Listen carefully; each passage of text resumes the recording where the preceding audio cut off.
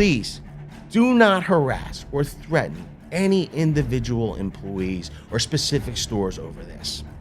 We can demand better treatment and better policies without turning this into a witch hunt.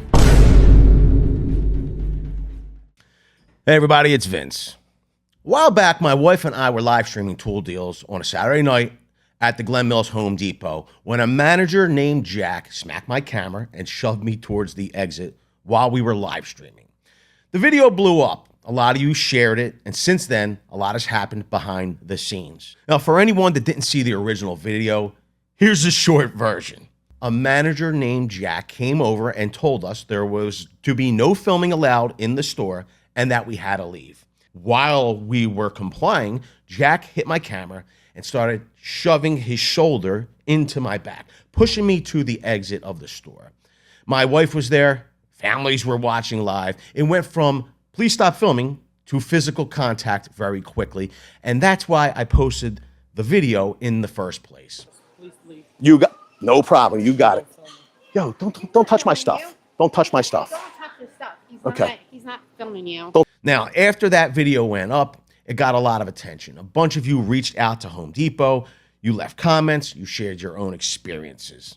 Today, I want to tell you exactly what Home Depot told me after our filming incident went viral, how they handled it at the corporate level, and what it means for us.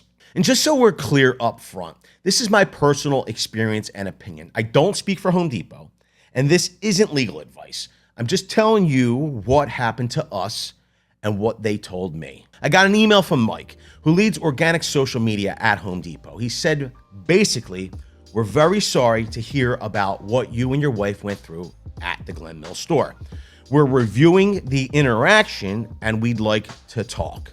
That same day, I replied and said, I appreciate them reaching out and I never want that kind of problem again. And yes, I'd be willing to jump on a call about how we could move past what happened. On that same day, Mike followed up to say the associate relations team was looking into it and asked if I'd be open to a call the following week. I told him to keep me posted, and over the next week or two, they indeed kept me in the loop. By December 5th, I still hadn't heard anything concrete back, and all of you were still asking for an update. So I emailed again and said, I haven't heard back from you, and our community continues to ask for an update. A little later that same afternoon, Mike responded. He apologized for the delay, but told me they'd been having multiple meetings that week focused on overhauling policies around filming in stores and educating store leaders so something like this wouldn't happen again. He also asked if I'd still be open to a call with him and Brittany, who works on their creator partnerships. So from the very beginning, they didn't just ignore it. They acknowledged the incident. They told me that it was top priority internally, and they wanted to talk about how to fix and avoid this in the future as well. I replied to them on December 5th and said, yes, I'd like to connect with Mike and Brittany and learn more about how they could help facilitate future trips to Home Depot so we never have another Saturday night like that ever again. I got on a video call with Mike and Brittany from Home Depot, and I want to walk you through the big points from that conversation because I know a lot of you care about how they handled it. First, they thanked me for being willing to talk. They didn't have to do that, but they did. Then they walked through a few key things. The first point they made was that they took the issue extremely seriously. They told me it had been addressed at the highest levels of the company and that they had been multiple meetings about it, not just a quick, oh yeah, that's unfortunate, and then move on.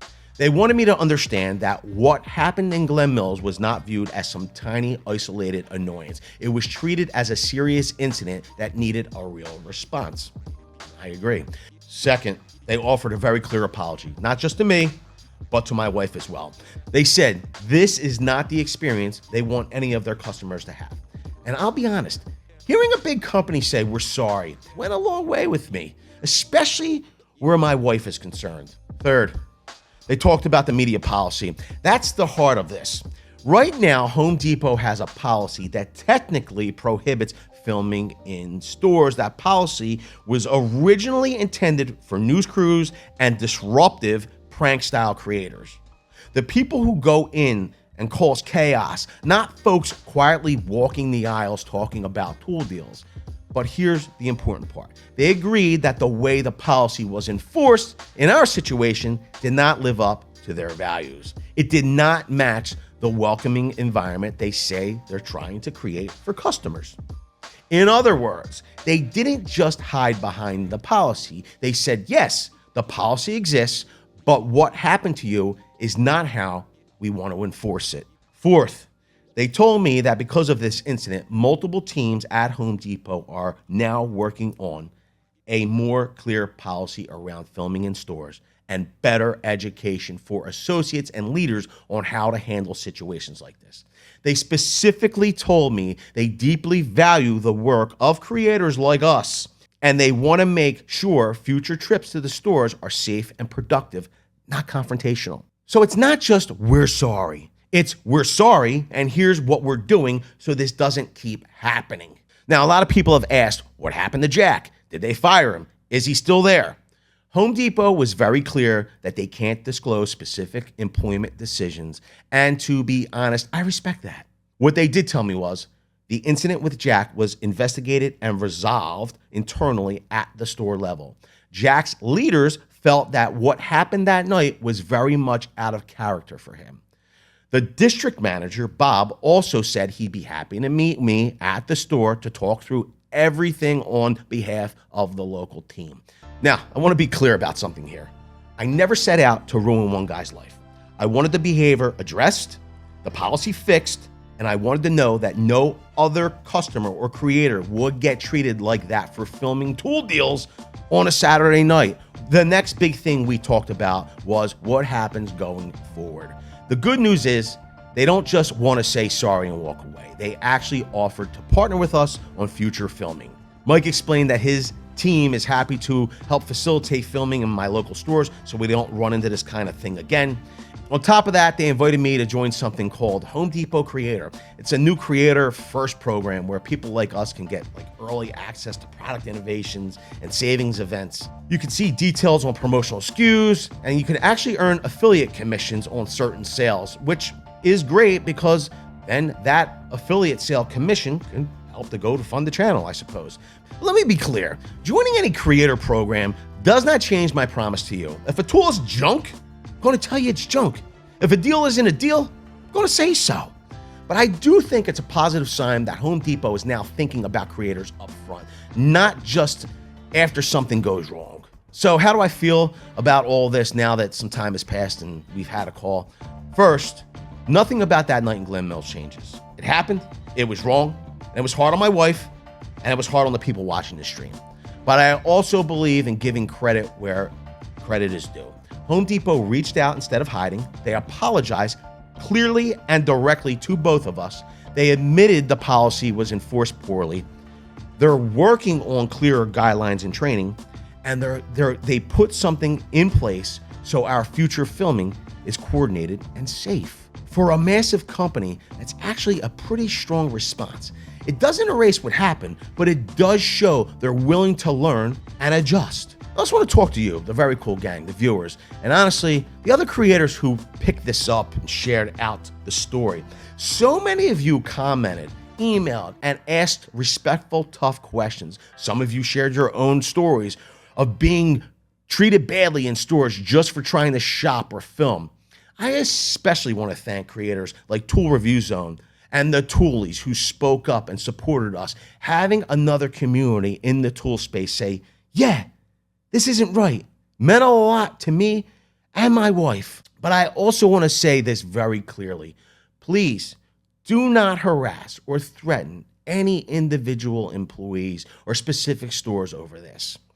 We can demand better treatment and better policies without turning this into a witch hunt. If there is one big positive that came out of this, it's that our community proved we can hold a big company accountable and still carry ourselves with respect. If you're a creator who films tool deals, walkthroughs, or anything in retail stores, here's my advice after going through all of this. Know the rules.